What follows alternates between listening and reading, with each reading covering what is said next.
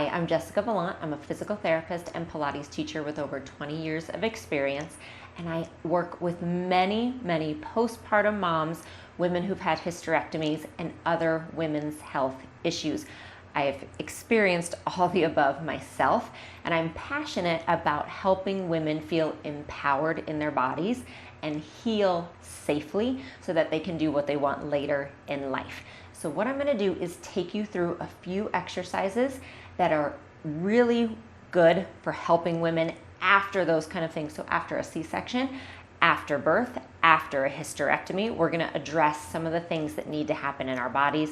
Of course, always make sure that your client or you are released from your doctor to move, and I'll take you through some great exercises. The only thing you'll need is either a small Pilates ball or simply a pillow. A pillow would work just fine in this situation. So we're gonna start seated, and we're gonna talk about breath. So your breath is hugely important when it comes to healing both in our abdomen and in our pelvic floor. What tends to happen when we are in pain is we actually lose our breath because we end up in this kind of position. It compresses our diaphragm, our ribs come forward and become compressed, and we actually get into a smaller breath pattern, which presses down on our pelvic floor. So I want to help teach you how to breathe and get that thoracic and mid-spine moving, which is one of the keys to actually having a healthy pelvic floor. So we're going to sit nice and tall, comfortable seat. You can sit on a block if you need to. And I want you to find your ribs on the side here, either hands like this, or you can simply cross them across. And again, sit up tall. I'm going to keep reminding you of that. And I want you to take an inhale through your nose, and then just an exhale through your mouth. And you're going to keep going like that as I talk you through a couple breath patterns. When you inhale, I want you to feel your ribs move side to side. They should move right into those hands. When you exhale, the ribs will come down again, and I want you to feel like you're exhaling your air right down into that pelvic floor like a funnel, all right? So you're gonna inhale, feel tall, but also really feel the ribs move side to side. It's called the bucket handle effect. It's the way the ribs should move. And then exhale, ribs come back down, funnel the breath down. And just do a few more like that for me. We're just starting to kind of bring some awareness into your breath. Use the diaphragm to help get the thoracic spine moving a little bit and mobile. This is really important, like I said, after any of those issues, but especially after giving birth, because when we're pregnant, we lose mobility in our ribs quite a bit, and so we want to help retrain that again. Okay, one more. Nice job. And that's a great thing to work on throughout the day, just to check in with yourself or with your clients to make sure that they have that nice open breathing pattern. All right, next we are going to turn and be lengthwise in a long sit on our mat. So I mentioned the thoracic spine. To me, it is one of the most important pieces to pelvic floor health and to getting space in that abdominal canister. So we're gonna sit up nice and tall, which can already feel like work. That's okay. I want it to be a little bit of work. I want you to have your legs mat distance apart. You're gonna pull your toes back towards you, and again, find height on your sit bones. If this is work, that's okay. If it's absolutely not doable for you at all, you can bend your knees a little bit, but I'd like you to work to trying to be upright with straight legs. You can even sit up against a wall if you want to, if you just want to feel that awareness, okay? Once you find that position, bring your hands behind your head. I know, I'm just making it really hard here. Sit up tall again. Now inhale, rotate to your left. So here's our breathing again. Inhale to the left, exhale center, inhale to the right, and exhale to the center. Okay, keep sitting up nice and tall. This is an active stretch, meaning we're kind of finding mobility through the hips and through the legs with movement. I'm making them work in order to find that mobility. We're going to do a few more. You might find it's tighter one way than the other. That's okay. And if you need to rest, do it. One more to each side. Last one. Nice job. Hands come down. Awesome. We're gonna lay down on our backs, okay? So if you've had recent surgery at all, lay down on your side, roll to your back. And we're gonna place this ball or pillow in between your knees. We're gonna find our breath actually again. Take an inhale.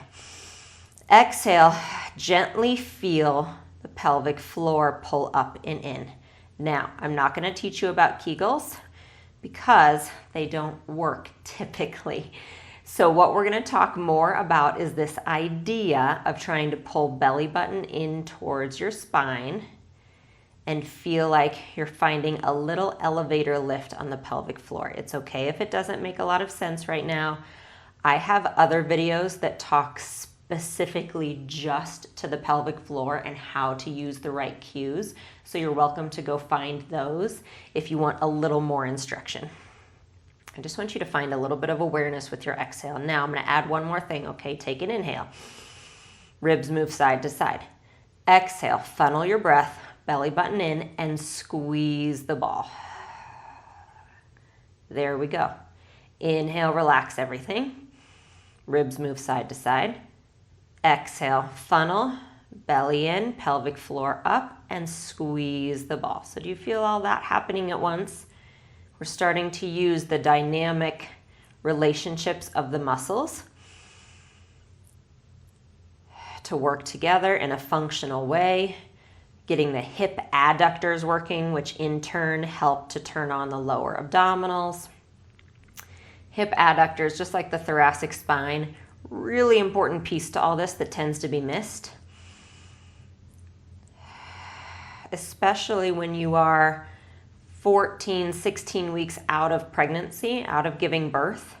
I recommend not doing a single crunch until at least 16 weeks postpartum. Same with after a hysterectomy, depending on what your restrictions are. It can be the same if you have a prolapse, many of these issues. And so this is a nice way to get those abdominals turned on and aware without having to touch a crunch or a plank yet. That's the biggest thing I find, especially postpartum, is patience. You've got to have patience, and remember, it's a process to get back. No matter what social media tells us, it's a process to get back, I promise. I know from experience. Okay, what we're gonna do now is hold the ball just enough to keep it there, and we're gonna do a bridge. So what I want is for you to curl your tailbone. I really want articulation. Curl your tailbone, one vertebrae at a time. Roll yourself up. Inhale at the top. Exhale, curl from the top, roll yourself down. So these are also fine for diastasis recti. These are safe for prolapse. Many of those postpartum, hysterectomy issues, prolapse, pelvic floor issues.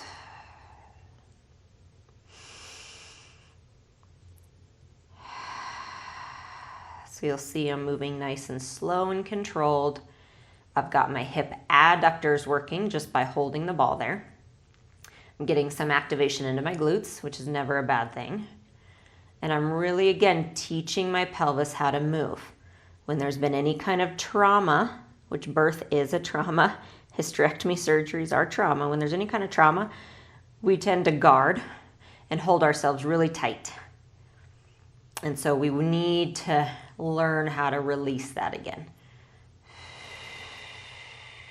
When you get to the top, stay there. Inhale, reach your arms back. Exhale, roll down. We're just adding a nice lengthening and stretch through our torso and into the chest. Arms come down to your sides. That's your inhale. Exhale, roll up. Inhale, arms back. Exhale, roll down. Just one more.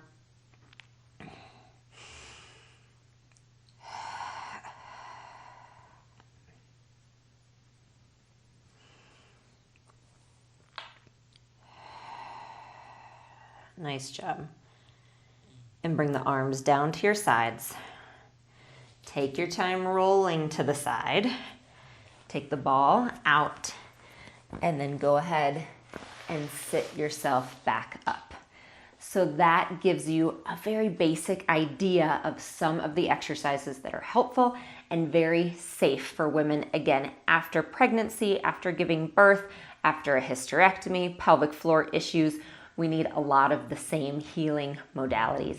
I always highly recommend that you or your clients see a women's health physical therapist, and then also get into some of these movement practices so that they never feel alone with what they're going through. So again, I'm Jessica Valant. You can find me at Jessica Valant Pilates, and have a good one.